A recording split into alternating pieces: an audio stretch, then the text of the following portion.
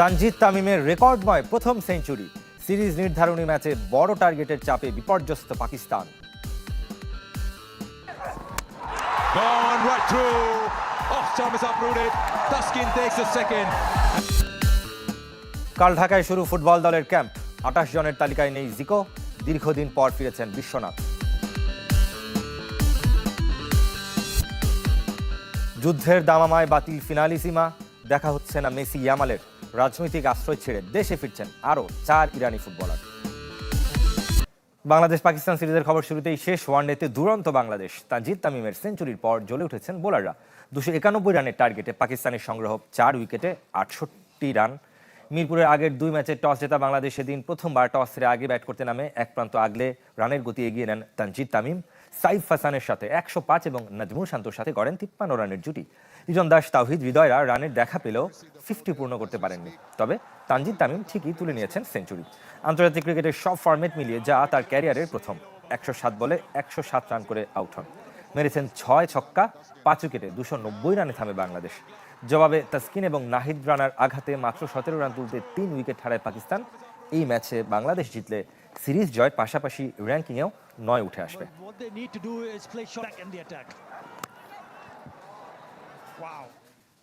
অবশেষে পেলেন সেই ম্যাজিক ফিগারের দেখা, আর প্রথম সেঞ্চুরিটাই রেকর্ডময়। তানজিদ তামিম হতে চলেছেন বাংলাদেশ ক্রিকেটের ভবিষ্যৎ সুপারস্টার। তুলনামূলক ধারাবাহিকতার প্রতীক হয়ে আরও একবার তার পক্ষেই কথা বলেছেন। 2025-এর মতো 2026-এও ছক্কার বৃষ্টি অব্যাহত রেখেছেন জুনিয়র তামিম। 7 ছক্কায় মিরপুর আর পাকিস্তানের বিপক্ষে গড়েছেন রেকর্ড। 1080 দিন, প্রায় 3 বছরের অপেক্ষার অবসান। দীর্ঘ পথ পাড়ি দিয়ে আন্তর্জাতিক ক্রিকেটে সেঞ্চুরি পেয়েছেন তানজিদ হাসান তামিম। সালমান আখার বল সীমানা ছাড়া করে ম্যাজিক ফিগার ছুঁয়েছেন বাংলাদেশ ওপেনার। নিজের 31তম ওয়ানডেতে নার্ভাস 90-তে আটকে না থেকে সাহসিকতার পরিচয় দিয়েছেন 6 হাঁকিয়ে। ওয়ানডে টি20 মিলে এর আগে 16 বার হাফ সেঞ্চুরি করলেও হচ্ছিল না সেঞ্চুরি। হোম অফ ক্রিকেটে এবার আর আক্ষেপ নয়, তানজিদ তামিমের উল্লয় পূর্ণতা, বিশ্বাস আর নতুন অগ্রযাত্রার বার্তা। পাকিস্তানের বিপক্ষে 47 বলে 50 একই ধাঁচে খেলে সেঞ্চুরি পূরণ করেছেন সবশেষ ওয়ানডে সিরিজের সাইড বেঞ্চে থাকা তামিম। 7-6 আর 6-4-এ সাজানো ক্যারিয়ার সেরা 107 রানের ইনিংস। পাকিস্তানের বিপক্ষে কোনো বাংলাদেশির সবচেয়ে বেশি 6-এর রেকর্ড। মিরপুরেও স্বাগতিক ব্যাটারদের মধ্যে সর্বোচ্চ। প্রায় 27 মাস আর 23 ম্যাচ পর ওয়ানডেতে সেঞ্চুরি পেয়েছেন বাংলাদেশের কোনো ব্যাটার। সবশেষ 2023 সালের ডিসেম্বরে সৌম্য সরকার করেছিলেন 169 রান। গত বছর আন্তর্জাতিক টি20-তে টাইগারদের হয়ে 41 ছক্কার রেকর্ড গড়েছিলেন তানজিদ। এবার ওয়ানডে সংস্করণে লিটনকে হটিয়ে বাংলাদেশি হিসেবে পাওয়ার প্লেতে সবচেয়ে বেশি 17টি 6-এর কীর্তি গড়লেন এই ওপেনার। আরিফুল ইসলাম, চ্যানেল 24, ঢাকা। দর্শক, এই ম্যাচের আরও খবর জানাতে এই মুহূর্তে মিরপুরের হোম অফ ক্রিকেট থেকে সরাসরি যুক্ত হচ্ছেন সহকর্মী ইকরাম হুসাইন। ইকরাম, নিশ্চয়ই শুনতে পাচ্ছেন আমাকে। জয় থেকে কতটা দূরে আর বাংলাদেশ ইতিমধ্যেই 4 জন ব্যাটার বিদায় নিয়েছেন এবং যারা পেসার রয়েছেন তাসকিন এবং নাহিদ রানা 2টি করে উইকেট নিয়েছেন, তাদের সম্পর্কে আপনার মতামতটা কি?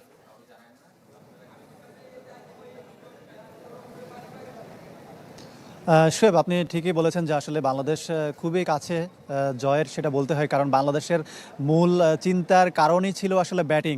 বিশেষ করে দ্বিতীয় ম্যাচে 114 রানে অল আউট হয়ে যাওয়ার পর বাংলাদেশের ব্যাটিংটাই ছিল আসলে চিন্তার কারণ। সেই ব্যাটসম্যানরা তাদের কাজটা ঠিকঠাক মতো করে দিয়েছে। তানজিদ তামিম সেঞ্চুরি করেছেন, হয়তো আরেকটু বেশি রান হতে পারতো, হয়তো 300 রান পার হতে পারতো, কিন্তু তারপরে 290 রান এইখানে অবশ্যই অনেক বড় একটা চ্যালেঞ্জিং স্কোর পাকিস্তানের জন্য। এবং সেটা যে অবশ্যই চ্যালেঞ্জিং সেটা বাংলাদেশের বোলাররা কিন্তু প্রমাণ করেছেন। এখন পর্যন্ত 4 উইকেট তুলে নিয়েছেন এবং কেউই খুব একটা স্বাচ্ছন্দ্যে ব্যাট করতে পারছেন না বাংলাদেশের পেসারদের সামনে। তাসকিন আহমেদ 2টা উইকেট নিয়েছেন, নাহিদ রানা 2টা উইকেট নিয়েছেন। যেটা বলছিলাম যে বাংলাদেশের বোলিং নিয়ে কিন্তু খুব বেশি চিন্তা ছিল না। আমরা প্রথম ম্যাচ থেকে কিন্তু সেটা দেখেছি। নাহিদ রানা 5 উইকেট নিয়েছিলেন এবং পরবর্তী ম্যাচেও পেসাররা শুরুতে রান দিলেও শেষের দিকে কিন্তু তারা নিজেদের যে রান দেওয়ার যে লাগাম সেটা টেনে ধরেছিলেন। সুতরাং বোলারদের নিয়ে খুব বেশি ভাবনার আসলে জায়গা নেই। এখন হয়তো সামনের দিকে যে উইকেটগুলো আছে আর 2-3টা উইকেট তুলে ফেললেই কিন্তু বাংলাদেশের জয়টা আরও বেশি সহজ হয়ে যাবে। শোয়েব, ইকরাম, আপনাকে অসংখ্য ধন্যবাদ। ফুটবলের খবর জানাবে এবার ভিয়েতনাম এবং সিঙ্গাপুর ম্যাচের আগে ঢাকায় অনুশীলনের জন্য 28 ফুটবলারকে ডেকেছে ফুটবল ফেডারেশন। তালিকায় 4 গোলরক্ষক থাকলেও জায়গা হয়নি আনিসুর রহমান জিকোর, যদিও প্রাথমিক স্কোয়াডে ছিলেন 2023-এ দক্ষিণ এশিয়ার সেরাই গোলরক্ষক। তবে ইনজুরি কাটিয়ে দীর্ঘদিন পর ফিরেছেন বিশ্বনাথ ঘোষ। প্রথমবার জাতীয় দলে খেলার স্বপ্ন ভেঙেছে মিনহাজুল করিম স্বাধীনের। সে সময় বাদ পড়েছেন ২৬ মার্চের প্রস্তুতি ম্যাচের জন্য। ২১ তারিখ ঢাকা ছাড়বে বাংলাদেশ দল। ভিয়েতনাম থেকে এশিয়ান কাপ বাছাইয়ের শেষ ম্যাচ খেলতে লাল সবুজ প্রতিনিধিরা যাবে সিঙ্গাপুর। দু দলের লড়াই ৩১ মার্চ।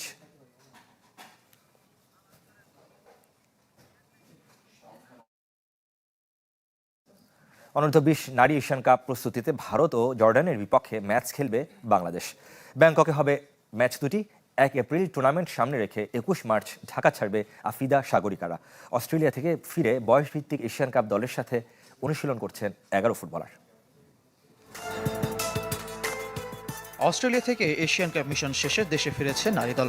সিনিয়র ফুটবলাররা ছুটিতে, কিন্তু বিশ্রাম নেই অনূর্ধ্ব-২০ বয়সীদের, কারণ ১ এপ্রিল থাইল্যান্ডে শুরু হচ্ছে বয়সভিত্তিক এশিয়ান কাপ।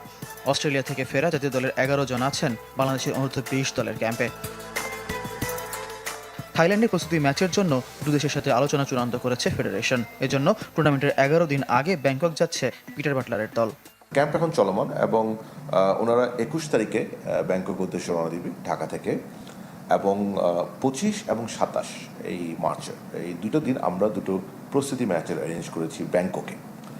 ২৫ তারিখ হচ্ছে ইন্ডিয়ান ন্যাশনাল আন্ডার-20 দলের এগেনস্টে, এবং ২৭ তারিখ হচ্ছে জর্ডান আন্ডার-20 ন্যাশনাল টিমের এগেনস্টে। অনূর্ধ্ব-২০ নারী এশিয়ান কাপে চীন, ভিয়েতনাম আর স্বাগতিক থাইল্যান্ডের বিপক্ষে লড়তে হবে আফিদা সাগরিকাদের। বেশ আগে ব্যাংকক যাওয়ায় প্রথম কদিন নিজস্ব অর্থায়নে আবাসন আর অনুশীলনের ব্যবস্থা করতে হচ্ছে বাহুফেকে।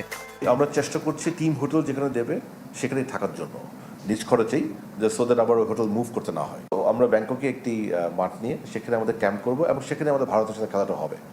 ভারতের সাথে খেলাটা আমরা যে মাঠটা নেব সেই মাঠেই খেলাটা হবে। জর্ডানের সাথে যে খেলাটা হবে সেটা জর্ডান যে মাঠটা নিচ্ছে সেখানে খেলাটা হচ্ছে, বা সবই ব্যাংককে।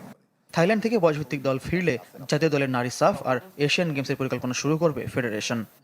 সাফের পরপর আবার যেহেতু এশিয়া গেমস, তো প্রস্তুতিটাকে একসাথে প্ল্যান করতে হবে যেন। ফয়জুল ইসলাম, চ্যানেল 24, ঢাকা। দেশের বাইরে ফুটবলের খবর জানাবো। দীর্ঘদিন মেসি ইয়ামাল দ্বৈরথ দেখার অপেক্ষায় ছিলেন ফুটবল প্রেমীরা, কিন্তু যুদ্ধের দামামায় বাতিল আর্জেন্টিনা স্পেন ফিনালিসিমা, নিশ্চিত করেছে উয়েফা। এদিকে অস্ট্রেলিয়ার রাজনৈতিক আশ্রয় ছেড়ে ইরান নারী দলের অধিনায়ক সহ ৪ জন দেশে ফেরার সিদ্ধান্ত নিয়েছেন। মেসি ইয়ামাল দ্বৈরথ দেখার জন্য অপেক্ষার প্রহর গুনছিল ফুটবল বিশ্ব। আন্তর্জাতিক ফুটবলের ব্যস্ত সূচিতে কয়েক দফা পেছায় আর্জেন্টিনা স্পেন ফিনালিজিমা। 2024-এর ম্যাচের দিনক্ষণ চূড়ান্ত হয় 2026 সালে কাতারে।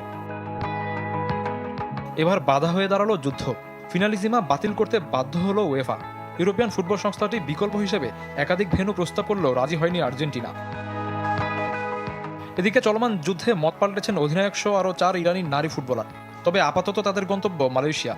পরিস্থিতি স্বাভাবিক হলে বাকিদের সঙ্গে দেশে ফিরবেন। এ নিয়ে 7 জনের মধ্যে 5 ফুটবলার প্রত্যাহার করলেন মানবিক ভিসা। যুদ্ধের ভয়াবহতা থেকে বের হয়ে আসতে চলেছে ইরাক। চলতি সপ্তাহের শেষ দিকে বিশ্বকাপ প্লে অফ খেলতে যাবে মেক্সিকো। লায়ন্স অফ মেসোপটেমিয়াদের জন্য প্রস্তুত হচ্ছে বিশেষ বিমান। ম্যাচ পেছানোর অনুরোধে সাড়া না মেলায় এমন সিদ্ধান্ত দেশটির ফুটবল অ্যাসোসিয়েশনের। তবে বিমান যাত্রা নিরাপদ করতে সহযোগিতার আশ্বাস দিয়েছে ফিফা। আমাদের কঠিন পরিস্থিতি সম্পর্কে ফিফা অবগত। তারা আমাদের সর্বোচ্চ সহযোগিতা করবে। ফুটবলারদের ভিসা জটিলতার সমাধান হয়েছে। ইউরোপে থাকা সদস্যরা সরাসরি যোগ দেবে। আমাদের মূল লক্ষ্য বিশ্বকাপের মূল পর্ব নিশ্চিত করা।